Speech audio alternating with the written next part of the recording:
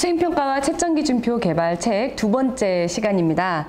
첫 번째 시간에 제가 좀 과감하게 밖에서는 입지 못할 개량 한복을 입고 촬영을 했으나 친구들이 눈물을 흘리면서 웃었다는 얘기를 듣고 이제 과감하게 그 당시에 촬영했던 촬영분을 다 삭제하고 다시 촬영을 하게 되었습니다. 36쪽 내용입니다. 토론 수업과 평가의 실제에 대한 내용이죠. 구두 발표의 다른 형태인 토론의 주요 목표는 나와 다른 입장에 있는 사람을 설득하는 것이다. 따라서 자신의 생각이나 의견이 다른 사람의 생각이나 의견보다 더 가치 있다는 것을 납득시키기 위해서는 높은 수준의 사고력과 기술을 활용해야 한다라고 되어 있습니다. 토론 수업은 굉장히 의미 있죠. 어떤 경우에 의미가 있느냐. 토론은 하나의 사실이나 개념이 여러 가지로 해석될 수 있을 때 다양한 관점이 있는 문제에 대해 학습할 때 사용하면 매우 좋습니다. 또한 토론의 주요 목표는 나와 다른 입장에 있는 사람을 설득하는 것이죠. 그리고 다른 사람을 설득하기 위해서는 어떻게 해야 되죠?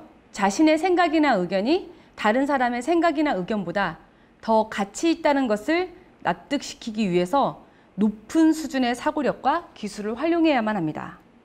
교실 상황으로 한번 들어가 보도록 하겠습니다. 교사가 역사 수업에서 학생들에게 흥선대원군의 통상수교 거부 정책에 대한 찬반 토론을 제안했다고 해보겠습니다. 이때 학생들은 먼저 입장 정하기를 해야 되는데요. 학생들은 역사적 맥락에서 흥선대원군의 통상수교 거부 정책을 다양한 방법으로 조사해서 자신의 입장을 정할 수 있어야 합니다.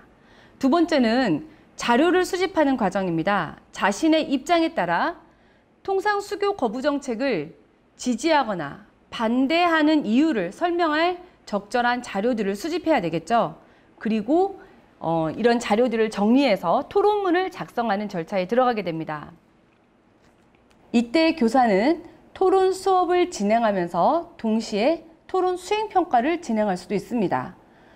토론 수행평가를 진행하고자 할 때는 학생들에게 수행평가 채점 기준표를 보시는 바와 같이 이제 제공해 줘야 되겠죠. 한번 살펴보도록 하겠습니다. 토론 수행평가 채점 기준표는 체크리스트나 또는 총체적 채점 기준표로는 충분하지 않을 수 있기 때문에 저는 이제 분석적 채점 기준표 예시를 들어보았습니다. 평가 기준을 먼저 살펴보시면요. 신뢰성, 설득력, 전달력, 이해도, 반박, 구조, 자세 이렇게 평가 기준을 정했고요. 이것에 대해서 각각의 우수한 수준 그리고 보통의 수준, 향상 필요한 수준은 무엇인지에 대해서 기대 수행을 기술했습니다. 먼저 신뢰성을 좀 살펴보도록 하겠습니다. 모든 주장에 정확하고 다양한 예시와 사례의 근거가 있다. 이게 바로 신뢰성의 우수한 수준의 기대 수행이라는 것이죠. 따라서 학생들은 내가 이러한 토론을 통한 학습을 함으로써 어떤 지식 그리고 어떤 기술들을 어느 정도 수준까지 향상시켜야 하는지에 대해서 정확한 내용을 알 수 있다는 것이죠. 자세를 좀 한번 살펴보도록 하겠습니다. 자세 같은 경우는 우리가 어떤 토론할 때 선생님들이 태도라고 보통 얘기를 하시는데요. 이 토론을 통해서 학생들에게 어떤 인지적인 측면뿐만 아니라 어떤 정의적인 영역 그리고 태도 측면에 대해서도 학생들을 평가하고자 할 때 이런 영역을 넣을 수 있는데요. 우수한 기대 수행을 보도록 하겠습니다. 토론장에서 지켜야 할 규칙들을 제대로 파악하고 실천하는가. 예. 상대방의 의견을 경청한다. 그리고 상대방의 의견이 타당하다고 판단하면 순순히 받아들인다. 또 토론이 끝난 후 결과를 순순히 받아들인다. 이런 것들이 토론의 좋은 자세라는 것을 학생들에게 알게 해줄 수 있고 학생들은 이런 토론 수업과 평가를 통해서 토론의 이런 좋은 자세를 기를 수 있게 되는 것입니다. 다음은 역할놀이 수업과 평가에 대해서 알아보도록 하겠습니다. 책 38쪽입니다. 좀 이제 긴 내용인데요. 저는 어린 시절에 이제 부모님이 이제 분필을 주시면 아이들하고 일명 학교놀이, 좀 선생님들 웬만하신 분들 어렸을 때 학교놀이 많이 해보셨을 거예요. 그래서 이렇게 동네 담벼락이라든지 집안에 있는 그 오크색 장롱 여기다가 이렇게 분필로 동네 애들 모아놓고서 가르치기를 하는 거죠. 선생님 놀이를 하는 겁니다. 그리고 또 소꿉놀이 해보셨죠? 그래서 동네 마음에 드는 아이, 남자아이 있으면 넌 내 신랑이다 이렇게 하면서 이제 소꿉놀이도 많이 진행을 했었고요. 저는 좀 감동받았던 게 김명민 씨가 내 사랑 내 곁에라는 영화에서 루게릭 환자의 역할을 하기 위해서 실제로 루게릭병을 앓고 있는 환자들의 병세 진행에 맞춰서 20kg 정도를 감량하면서 이 환자들의 어떤 입장을 이해하고 이것들을 자신의 그 연기, 역할 속에서 표현하려는 노력들을 하는 걸 보면서 굉장히 깊은 감명을 받았습니다. 이처럼 역할놀이는 학생들이 특정한 역할을 한 사람의 관점에서 수행하는 창의적인 구두 발표의 한 형식이라고 볼 수 있습니다. 역할놀이에서 학생들은 다른 사람이 된다면, 다른 시간에 있다면, 혹은 다른 관점에서 바라본다면 어떻게 되었을지 생각하고 상상해야 합니다. 학생들이 문학작품의 한 장면을 역할극으로 표현하기 위해서는 자신이 그 작품 속 특정 인물이 되어서 오로지 그 인물의 입장에서 주변 인물과 처한 환경을 해석해서 연기로 표현해야 되는 것이죠. 우리가 왜 사람들한테 흔히 하는 말들 많이 있잖아요. 입장 바꿔 생각해봐. 저 엄마한테 제일 많이 들었던 얘기가 엄마한테 엄마는 왜 이래? 이러면 나중에 꼭 너 같은 딸 낳아서 한번 경험해봐라 이런 얘기 하시잖아요. 네, 어떤 그 사람의 입장이라든지 그 시대적 상황과 그 다음에 주변에 얽힌 그 인물들과의 관계를 정확하게 파악하는데 역할놀이 수업 방법이 매우 좋은 방법이라고 할 수 있겠습니다. 교실 상황으로 들어가 보겠습니다. 만약 국어교사가 당시의 시대적, 사회적 맥락에서 작품 속 인물을 해석하여 문학작품을 이해하도록 역할놀이 수업을 계획할 수 있습니다. 이때 우리 책 39쪽 보시면은 학생들이 작품에 대해 충분히 이해했다고 생각될 때 학생들과 함께 작품을 몇 개의 장면으로 나누어 모둠별 역할놀이를 계획할 수도 있고요. 이때 작품의 처음부터 끝까지를 모둠별로 적절하게 나누어서 역할놀이를 계획할 수도 있고 중요한 몇 장면을 선정하여 역할놀이를 계획할 수도 있다는 것입니다. 학생들은 연기할 장면을 선정하고 또 이에 맞는 대본을 작성하고 그리고 역할을 배정하고 개인이 연습하고 함께 모여서 연습하고 이런 활동들을 진행하게 되죠. 교사는 이때 사실 전적으로 학생들에게 자율권을 좀 주는 것이 좋습니다. 하지만 역할 배정에 있어서 문제가 발생했다라든지 이럴 때 선생님의 개입을 통한 도움을 요청한 때는 선생님이 또 적극적으로 개입하셔야 되죠. 얘네들 막 힘들어요 선생님, 선생님이 좀 도와주세요 이러는데 끝까지 니네들이 알아서 해야지 이렇게 하시는 건 아니라는 겁니다. 이때 선생님이 역할놀이 수업을 진행하시면서 학생들에게 앞서 말씀드린 다른 수업과 수행평가의 그 유형에서와 마찬가지로 선생님은 너희들이 이 역할놀이 수업을 통해서 이러이러한 어떤 지식이나 기술들이 향상되었으면 좋겠다라는 것을 미리 알려줄 수 있는 방법. 뭐죠? 네. 수행평가 체크리스트를 줄 수 있습니다. 굉장히 간단한 이제 체크리스트 예시를 줄 수도 있습니다.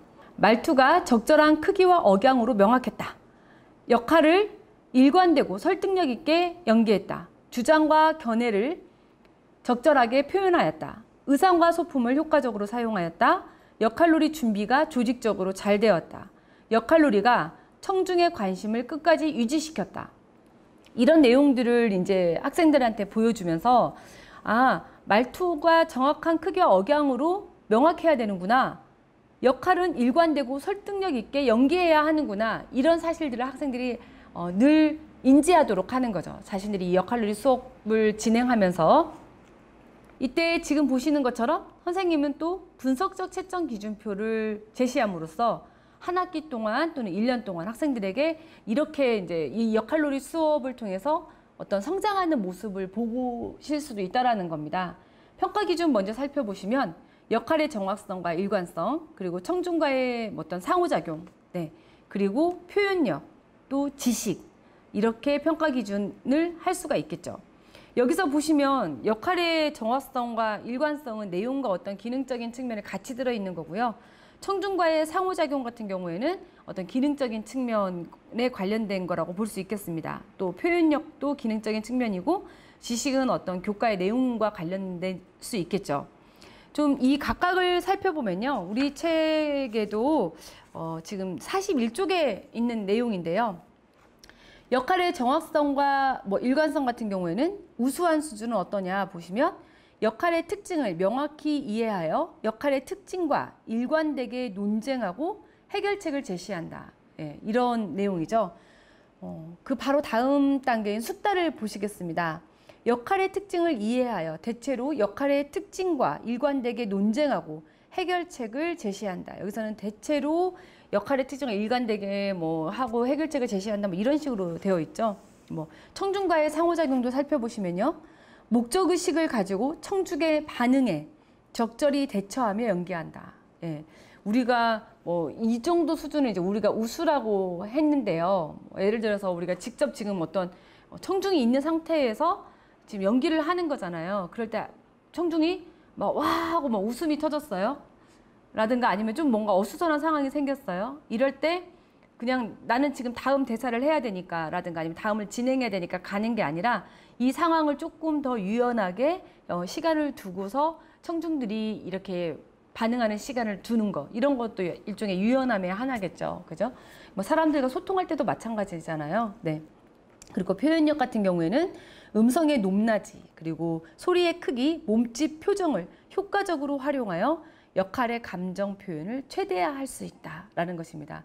이런 디테일들은 사실은 선생님이 연기 지도자도 아니고 이럴 때는 이런 표정을 지어라, 손을 어떻게 해라, 이런 것까지 좀 디테일하게 하실 수는 없지만 학생들이 이제 그렇게 상호작용하는 방법을 이제 익혀 나간다는 것이죠. 그리고 지식에 대해서 보시면 자신이 맡은 인물이 어떤 것들에 대해서 왜 다른 인물과 다른 관점을 가지는지 다양한 측면에서 설명할 수 있다는 것입니다. 예. 예전에 현장에 있을 때 학생들하고 이런 역할놀이 수업을 정말 많이 진행을 했었어요. 이제 이렇게 역할놀이 수업을 진행하고 나서 역할놀이에서 내가 맡은 역할을 직접 수행하기 이전에는 내가 그 인물에 대해서 어떤 생각을 가졌었는지 이런 생각을 나누기도 하고요. 그래서 저는 굉장히 좋은 수업의 어떤 모형이기도 하고 또 평가할 만한 충분한 가치가 있는 수행평가 유형이라고 생각을 하고 있습니다.